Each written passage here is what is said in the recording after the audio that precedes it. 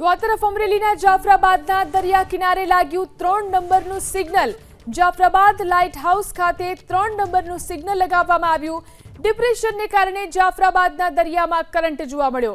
માછીમારોને દરિયો ન ખેડવા માટે હવામાન વિભાગની સૂચના।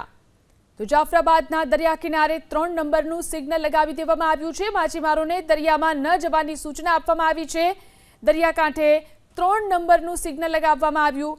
ડિપ્રેશનને કારણે જાફરાબાદના દરિયામાં કરંટ પણ જોવા મળી રહ્યો છે। તો માછીમારોને દરિયો ન ખેડવા માટે હવામાન વિભાગે સૂચના આપી છે।